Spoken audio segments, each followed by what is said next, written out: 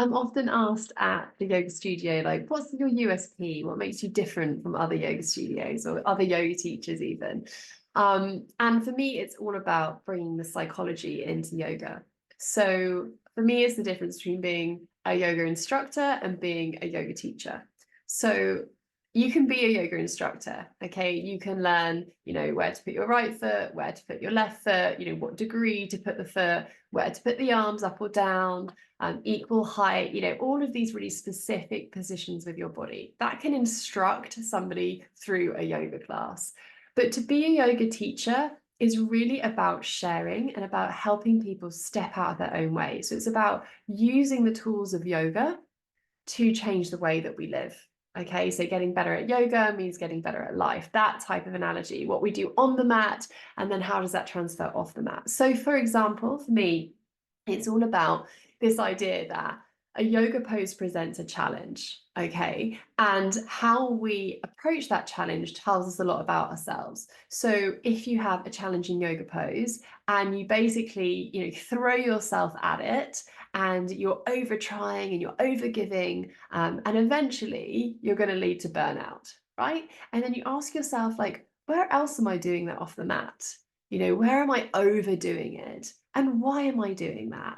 And starting to ask these questions as a teacher, where else might you doing that? And where does that come from?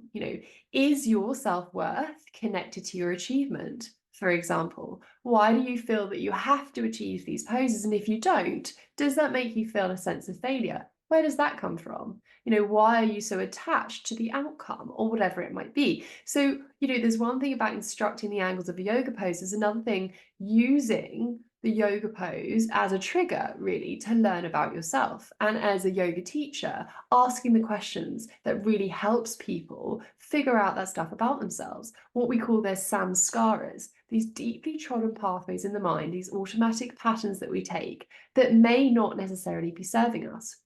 Or perhaps you have another style of person who comes in and they meet a challenge and they just hold themselves back. They go back into child's pose, they take a resting pose, they just observe the class, but they definitely don't have a go at it.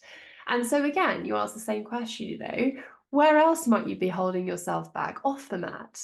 And where does that come from? When were you told that you weren't able to do something good enough, etc., etc.? So you ask these questions and then you hopefully create a space which is so safe and nurturing that those people that overgive learn that it's safe to give less, to try easy, that they're good enough as they are without having to achieve. And then maybe you have these other people who feel like the safe is space enough that they can get messy, they can let go of perfection, that they're good enough without being perfect, that they can just have a go and fall over, that they are strong enough that they can try all these poses. And then when they start trying, realizing like, oh my goodness, I can actually do that.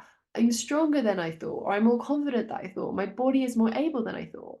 Then what happens is subconsciously off the mat, they start to believe the same thing. That thing that they normally would have shied away from, maybe they go for. Maybe they try for the promotion. Maybe they do the traveling adventure, whatever it is that they previously were so scared of doing. Maybe they leave a relationship. Maybe they join a relationship. But it comes from this practice, a lived physical practice of doing something, and that feedback that has come back that goes, yeah, that was the right thing, that was great, you've got stronger, you've got the result from it.